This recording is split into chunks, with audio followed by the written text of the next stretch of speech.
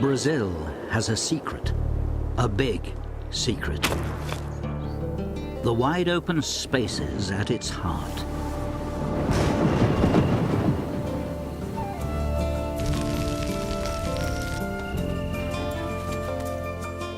The country is best known for the rainforests of the Amazon. Yet the little-known Central Highlands are home to some of the most extraordinary animals on Earth.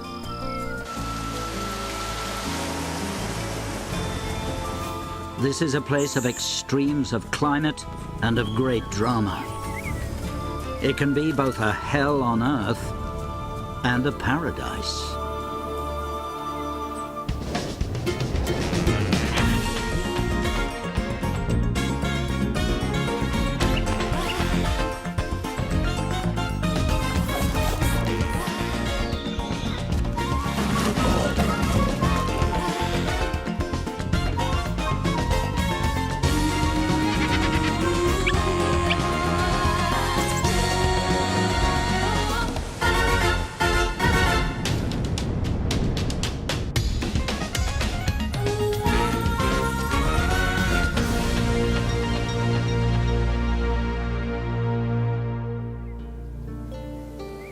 The grasslands of the Central Highlands once covered over 2 million square kilometers.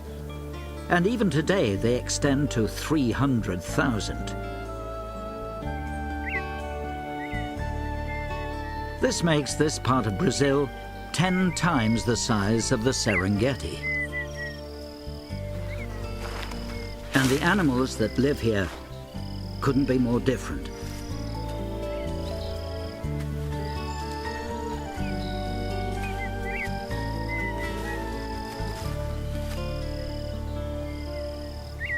Perhaps the strangest inhabitant is the giant anteater. The anteater is a specialist, highly adapted to feeding on ants and termites. The termites are the architects of the many mounds that dot the grasslands. A hard outer wall protects these social insects from most predators, but not the anteater.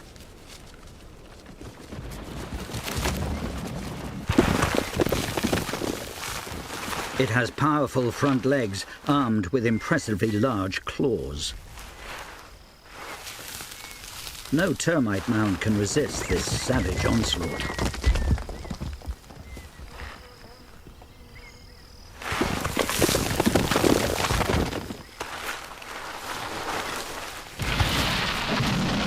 Once the wall is breached, the anteater extracts the insects with its long, sticky tongue. As much as 60 centimeters in length, the tongue reaches deep into the mound. Each sweep picks up dozens of insects. The anteater needs to eat as many as 30,000 termites a day, but it only stays long enough at each mound to slurp up a few thousand. The reason is the termites themselves. Well-armed soldier termites attack any intruder, irrespective of size.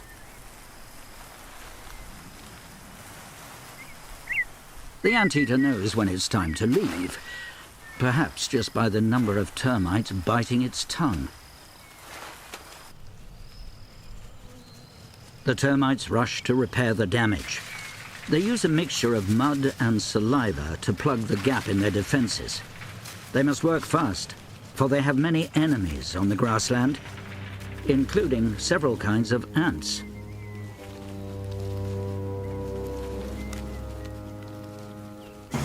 This time, the termites are too slow. A raiding party of ants discovers the open mound and attacks. The ants overrun the termite defenses.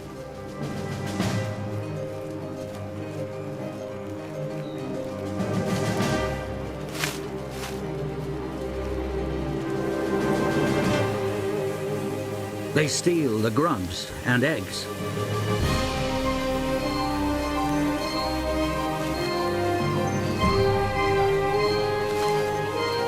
All seems lost.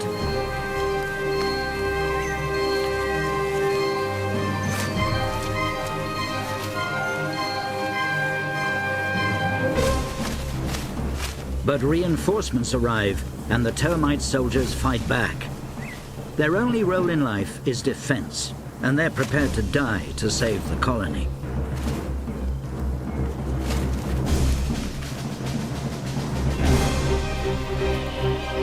The ants retreat.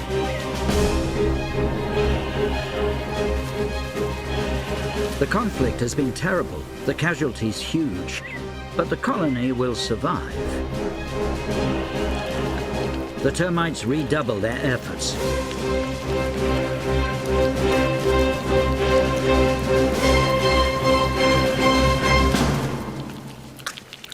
At last, the mound is again intact.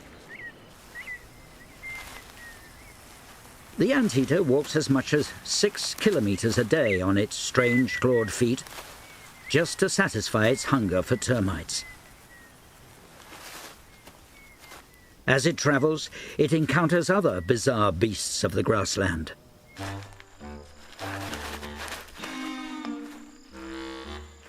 If the termites are the architects of the grassland, then armadillos are the engineers. They are constantly digging, both for food and shelter. Old tunnels don't remain empty for long. Burrowing owls soon take up residence.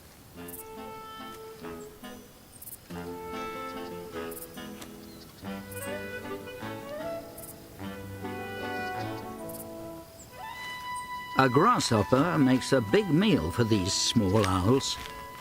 And an owl would make a big meal for the maned wolf. It's the largest wild dog in South America, yet it spends much of its time chasing the same insects as the owls. The two insect killers keep a wary eye on each other.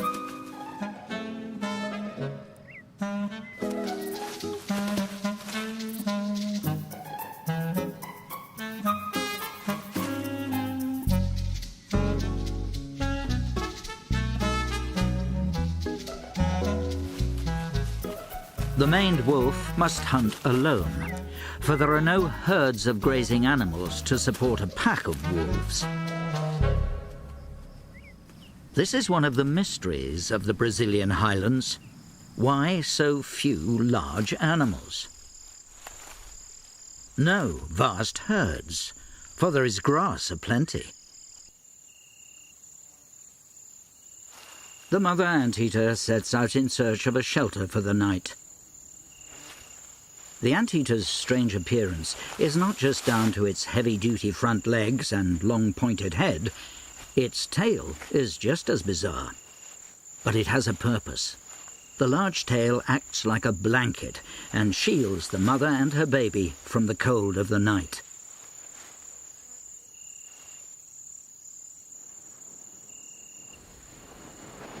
After the long walk in search of termites, the mother needs to sleep. But her baby has different ideas. She wants to play.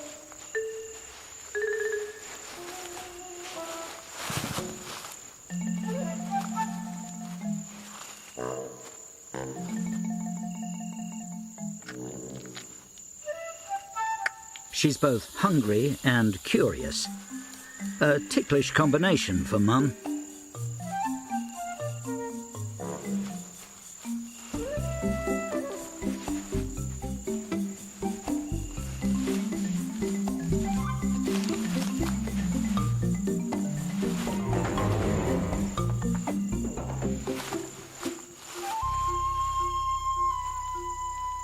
The baby has reached the dangerous age where she wants to explore.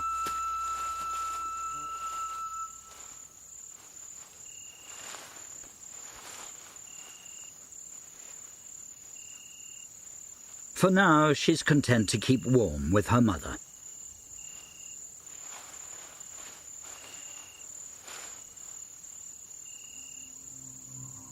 The highlands suffer from an extreme climate. As the days roll by, the grassland is becoming ever drier and a harder place to live in. But to the north and east, the highlands are even tougher. the rolling grasslands gradually transform into a strange landscape. Here, droughts are common, and nothing is guaranteed except hardship. The rock outcrops stand like fortresses in the landscape.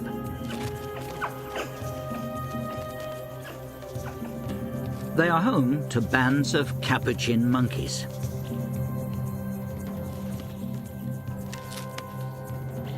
They use their inquisitiveness and intelligence to investigate for food, even in the most unlikely places.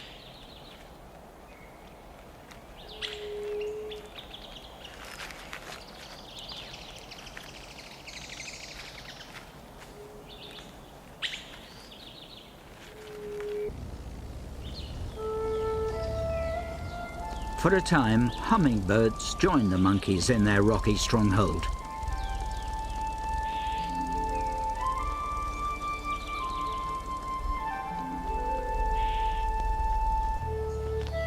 They fight amongst themselves and take care to avoid the fierce wasps that nest on the rocks.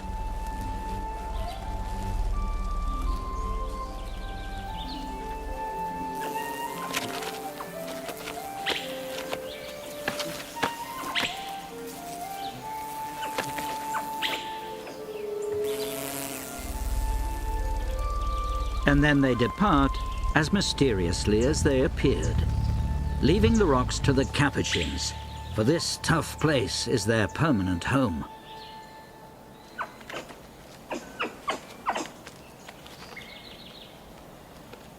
An alpha male bosses the troop. But he's not just a big bully, for he's old enough to have learned where food and water can be found in this unforgiving land.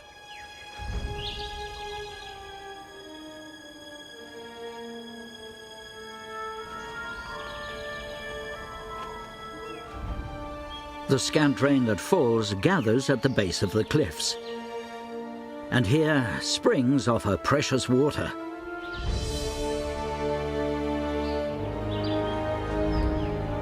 Trees keep their leaves deep into the dry season.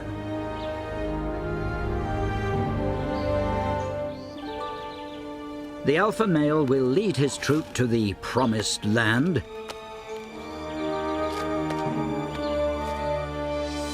But it is no easy road.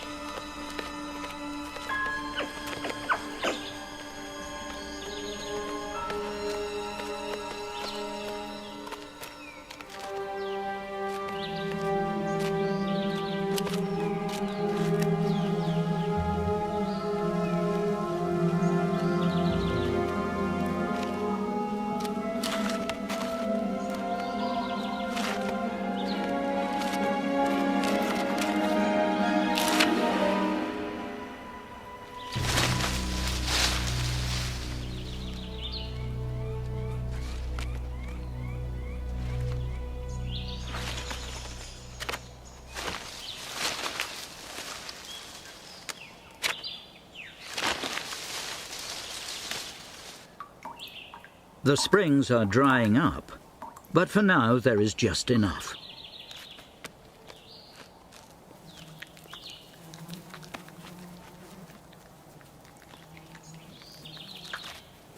And the trees still have a few fruits left.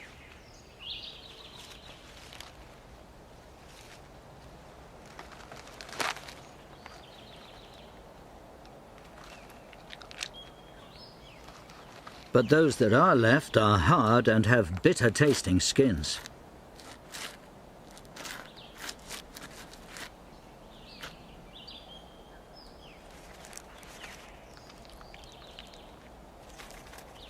Even after some food processing, the unripe fruits are hard to digest. Eat too many, and you risk terrible stomachache.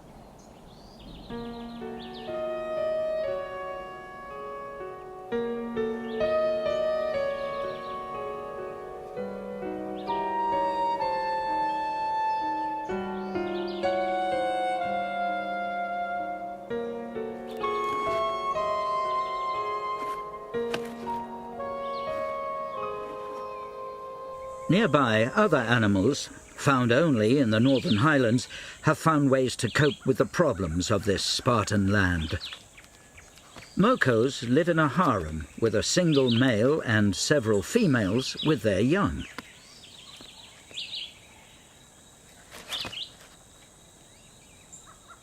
The male guards a pile of rocks and its neighboring trees.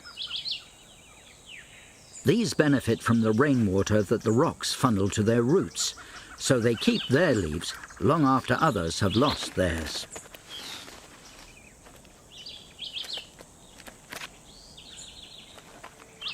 And that is the key to the Moko's survival. They can harvest the leaves all year, unless the dry season turns into a major drought.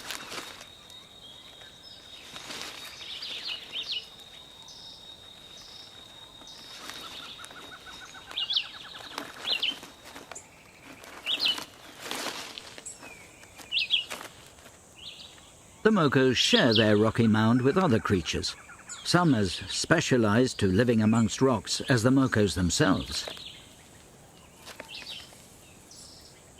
Clefts and crevices in the rocks provide a sanctuary for the Mokos from their many predators,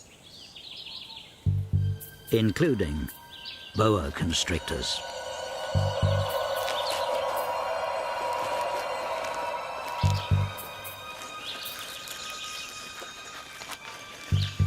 The snake approaches, and the Mokos call out, alerting the other Mokos all around the rock stack.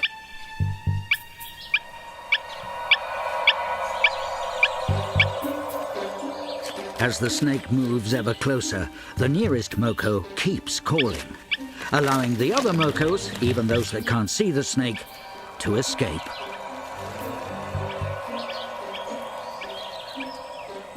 With this advanced warning system, the Mokos survive to eat another day. But food is getting scarce. The rains are now a distant memory. The monkeys strip bark in a desperate search for insects.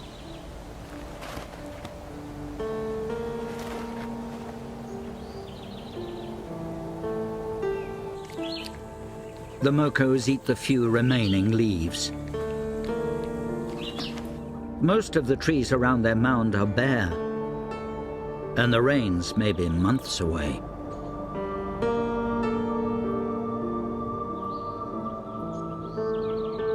On the grassland, too, the dry season is biting hard.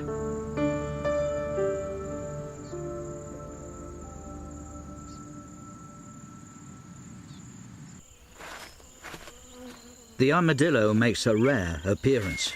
He's normally nocturnal, but hunger has driven him out into the heat of the day. All the creatures are waiting for the rains. But for now, life is tough. The female anteater carries her youngster on her never-ending search for food.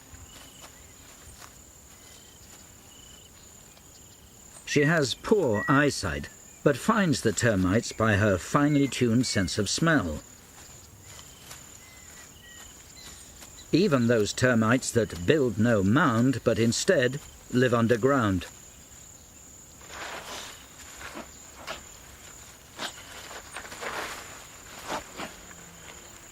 After a few licks, it's time to move on.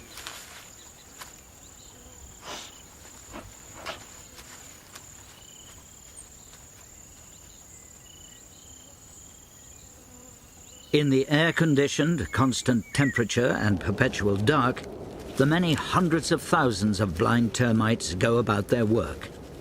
Every termite has a place and role in this complex society, ruled by the queen. She is enormous, a vast egg-laying machine. She may live for more than 10 years. The queen produces chemicals, pheromones.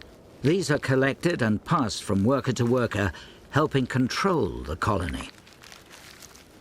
She can lay as many as 1,000 eggs a day. As she lays egg after egg after egg, she is brought food by her workers.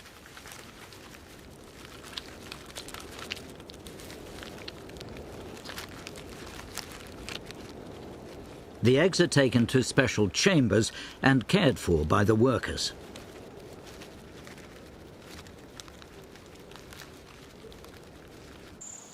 Outside, the relentless heat finally brings storm clouds. At last, the rains are coming.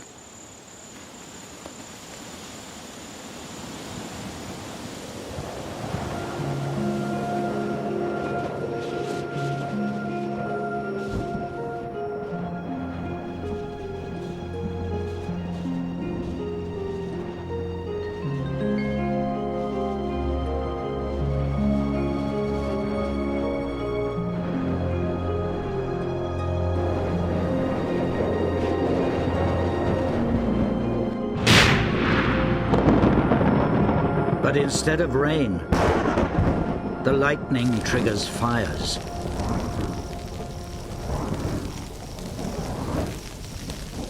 They spread rapidly through the dry grasses. The termites are safe in their air-conditioned mound, insulated by the mud wall.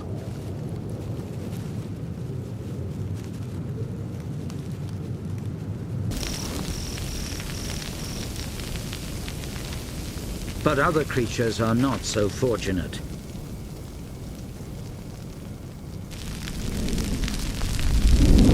An owl is out of harm's way in an old armadillo burrow.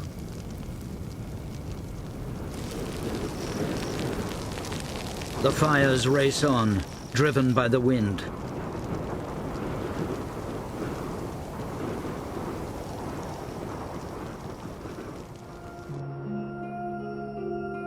The morning light reveals a scene of devastation.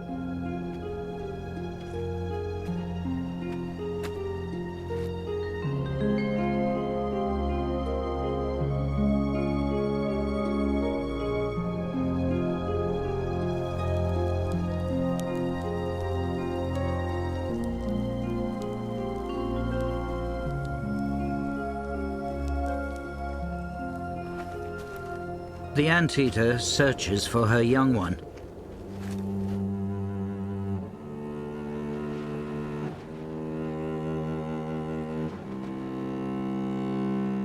The baby is dead, the victim of the storm and wind-fed fires.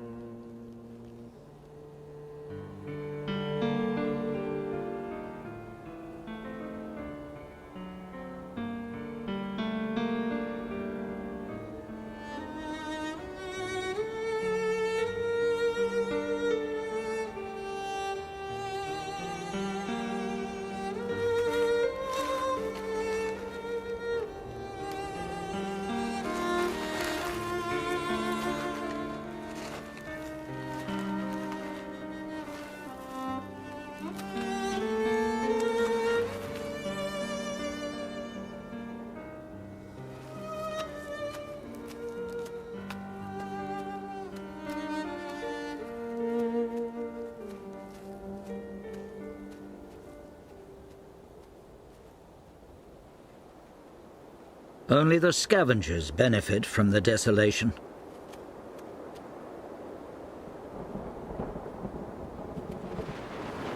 Another storm, but this time it brings long-awaited rain.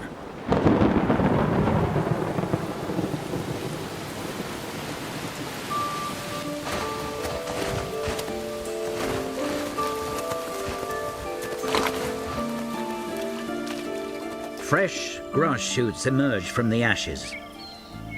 Within days, the grassland starts to turn green.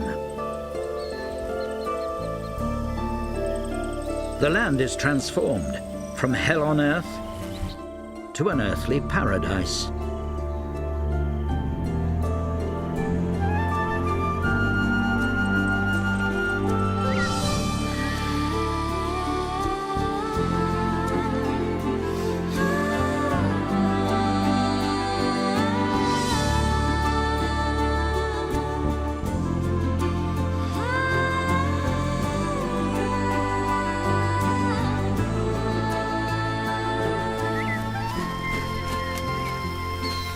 plants grow rapidly, and the lush vegetation feeds a myriad of bugs. The land fills with the hum of wings.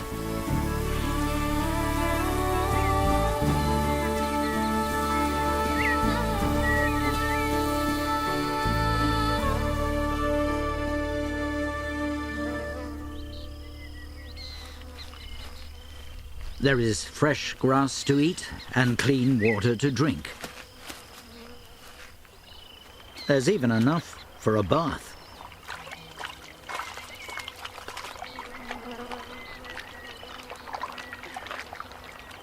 And not just for the birds, though the armadillo prefers to roll in the mud.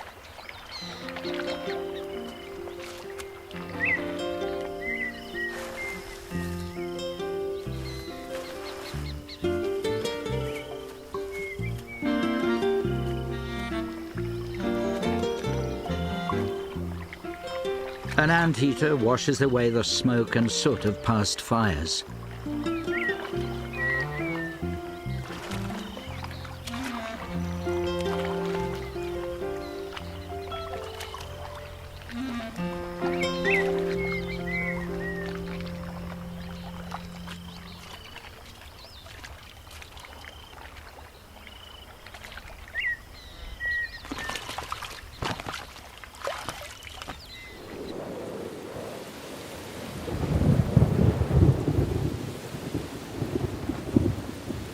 The rains continue for weeks.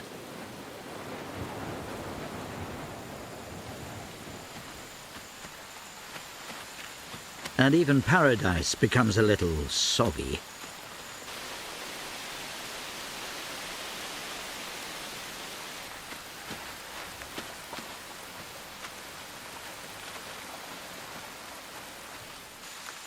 Now termite kings and queens make their maiden flights. They've waited for the rains to soften the soil before they mate and found new colonies underground.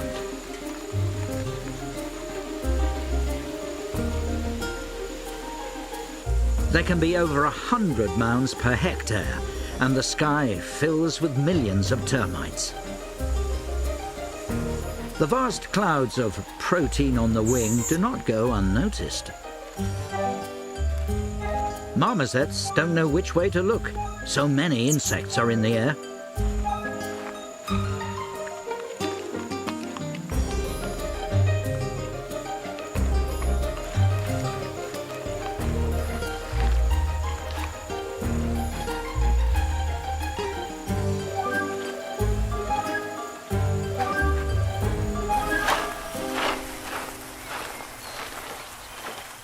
Anteaters make the most of this brief moment of abundance and gorge on the winged termites.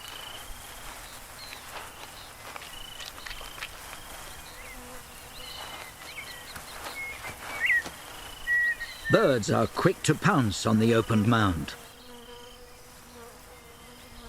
It's in this time of plenty that the armadillos become frisky.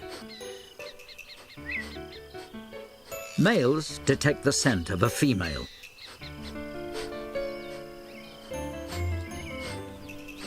The air is full of the aroma of armadillos.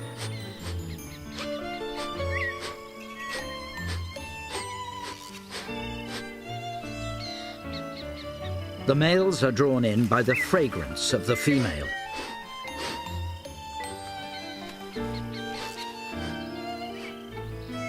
One seizes the moment and goes a-courting.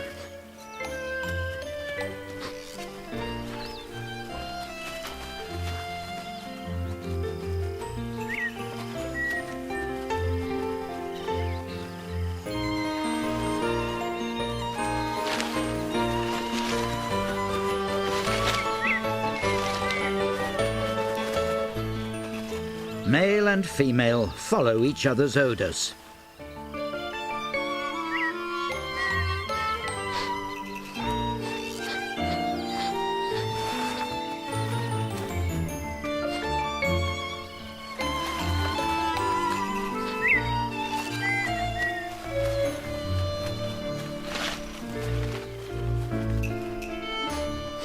The smell of success. An unrequited onlooker can only hope for better luck next time.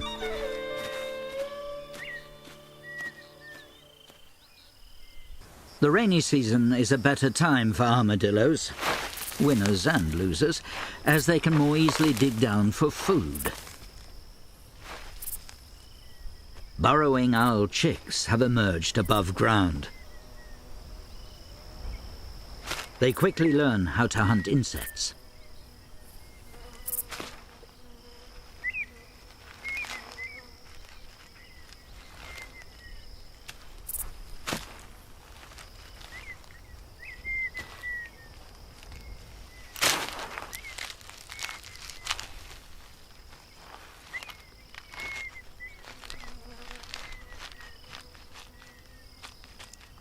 But a beetle is too big a handful for the young birds.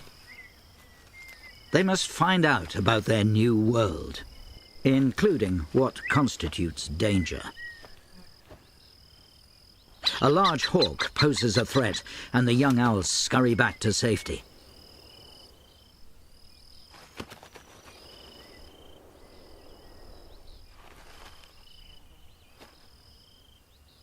The juvenile owls aren't the only youngsters out and about.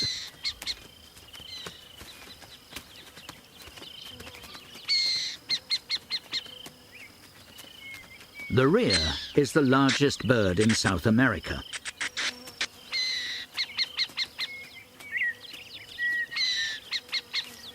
It's the male rhea that keeps a nervous eye out for his young charges. The grasslands are at their most verdant. The mystery remains as to why no large herds of antelope graze on these plains.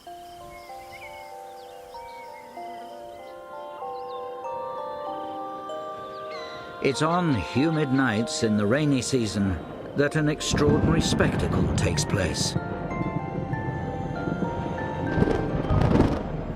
Glowworms take up station on the mound wall.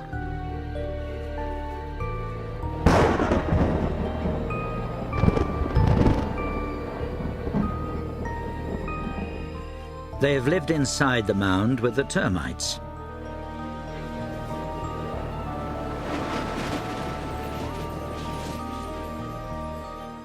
Now their lights attract passing insects.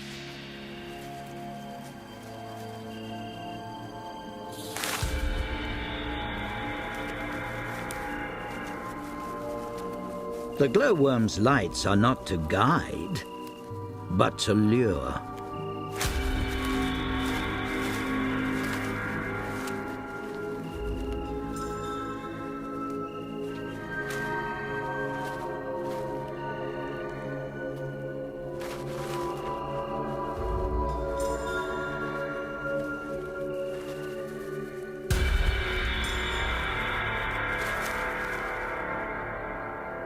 This ghoulish display lasts for several weeks.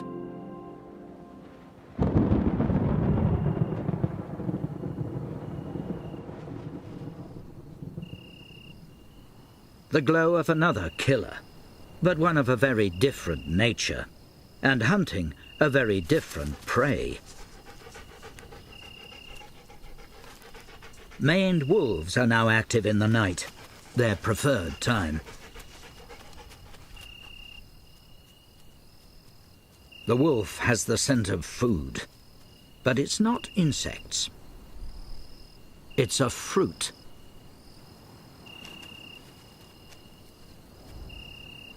The low bearer tree is a true survivor of the grasslands, for it has thick bark that protects it from the fires. It produces large fruits that the maned wolf eats, and in doing so, spreads its seeds.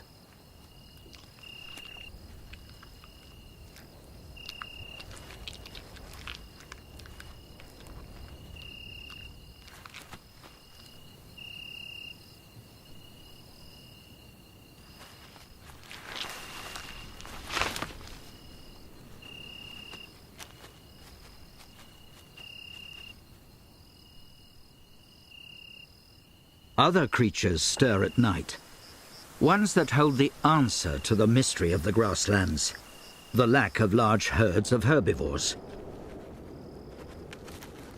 There can be many different species of termites living in the one mound.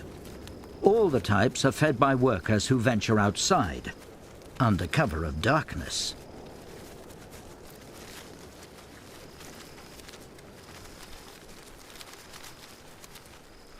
The different species work in diverse ways. Some build covered trails, others travel underground. They have evolved to feed on poor quality food, living in dead grasses, wood, and the roots of plants.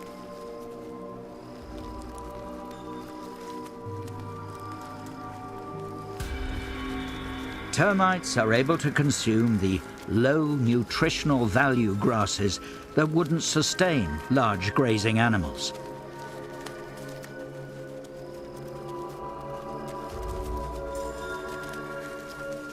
This is the secret to the empty grasslands.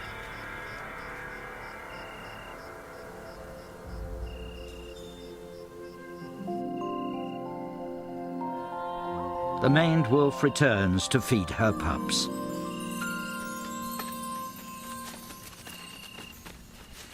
The young still depend on food brought back by the parents.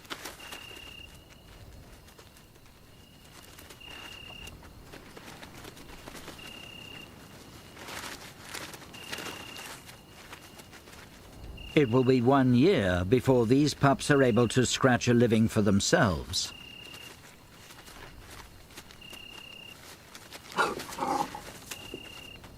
Soon, this time of plenty will be over, and the young animals will face the dry season for the first time.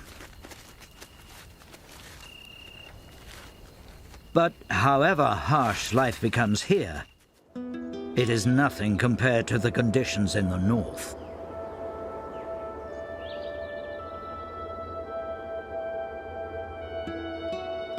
Here, there has been no rain, and it may not rain for many weeks to come.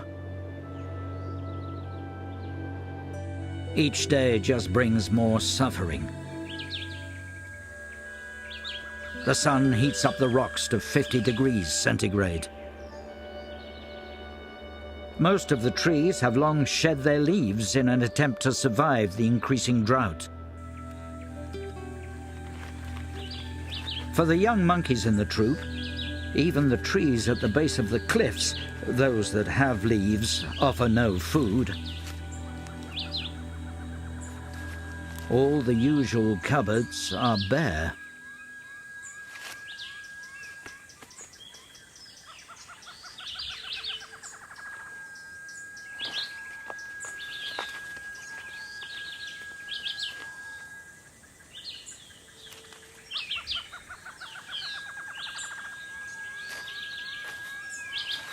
A termite mound offers only false hope. For the soldiers are quick to repel the Capuchin.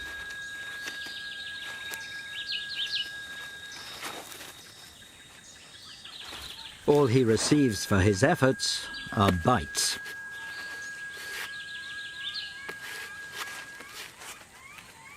The babies are most at risk. Mothers try to suckle their little ones, but the mums must drink water if they are to produce milk.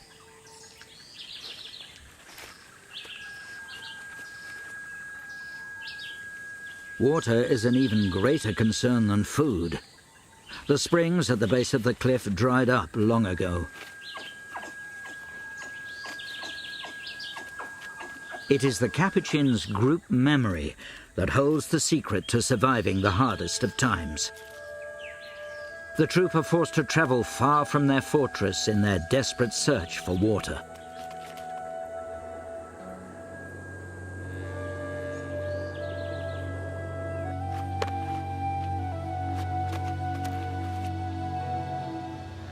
They know of one tree that produces these strange fruits.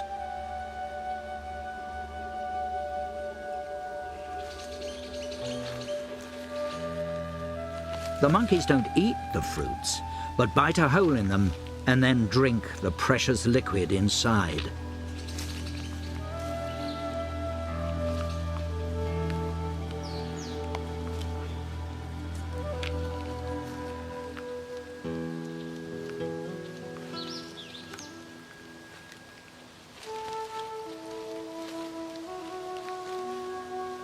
Revitalized, the Capuchins set out again to find food. An old wasp nest might harbor a grub or two. Everything tastes good when you're hungry.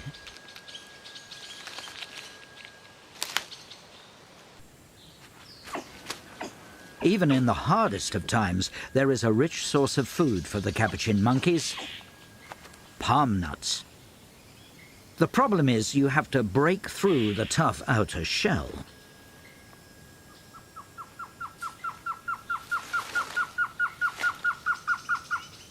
The young monkeys know the principles, but they haven't quite mastered the technique.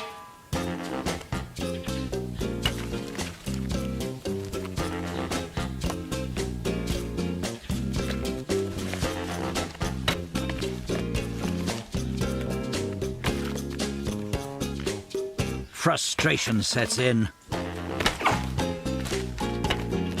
and leads to a painful mistake.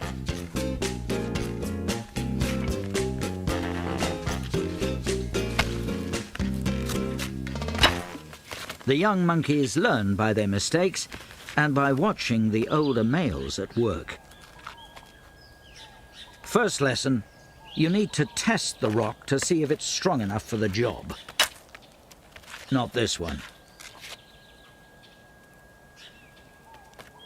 The Capuchins can walk upright, and that's important, for it frees up the hands to carry the stones. They can weigh more than a quarter of the Capuchin's body weight.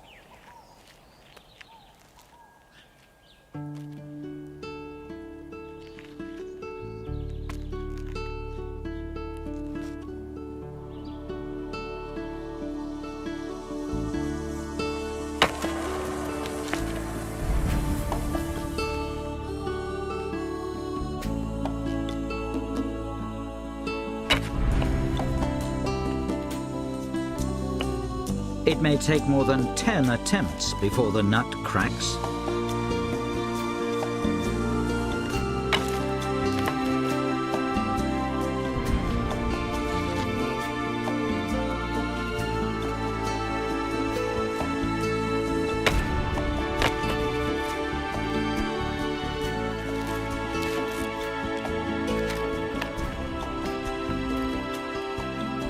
Success is not just a matter of intelligence.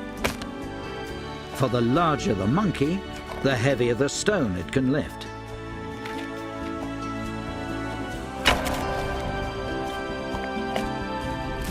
And so the older males have a real advantage.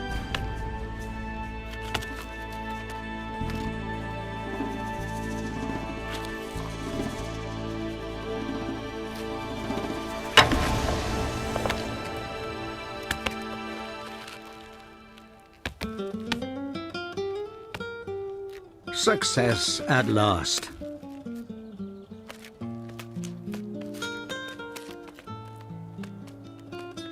The young monkeys watch and learn.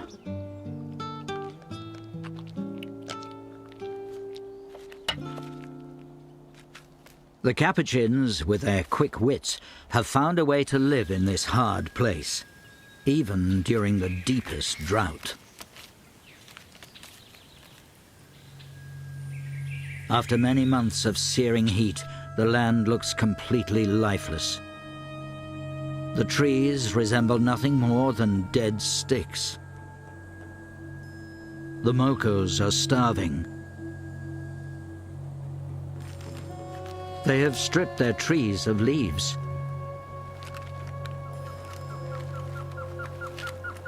The mokos are now reduced to eating bark, and as they do, they may be sealing their fate. If the mokos chew the bark around the trunk, the trees will die. And without them, this little group of mokos will perish too.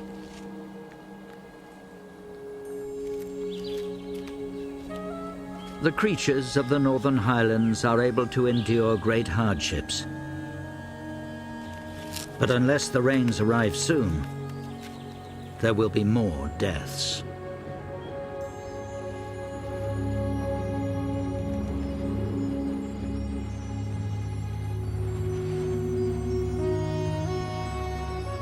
The first clouds for many months.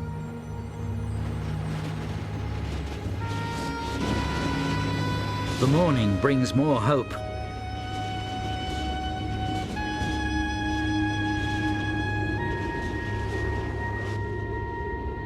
A sound not heard for over a year.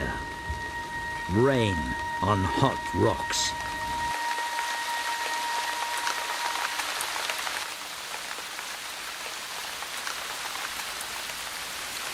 Is it too late for the mokos?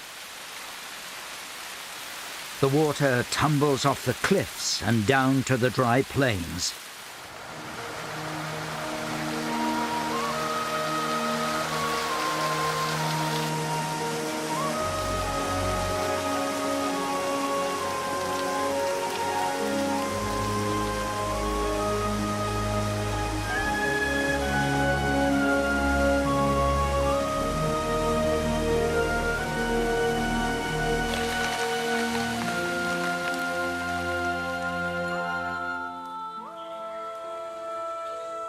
Within a couple of days, the rain transforms the rocky highlands.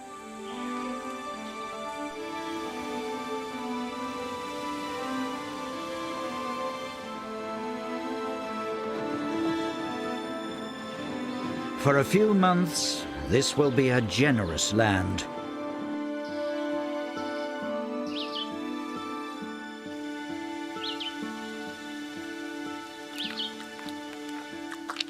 Their stomachs full, young monkeys have time to play.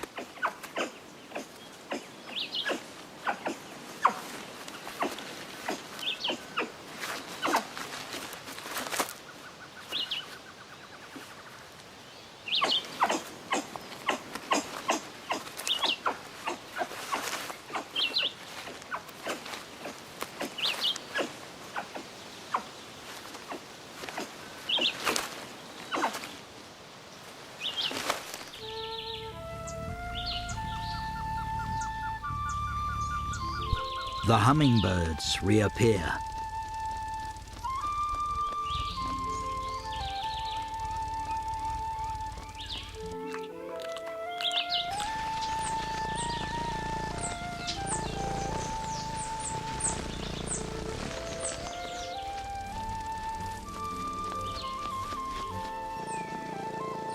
When the dry season returns, the hummingbirds will depart, leaving the land to its true residents.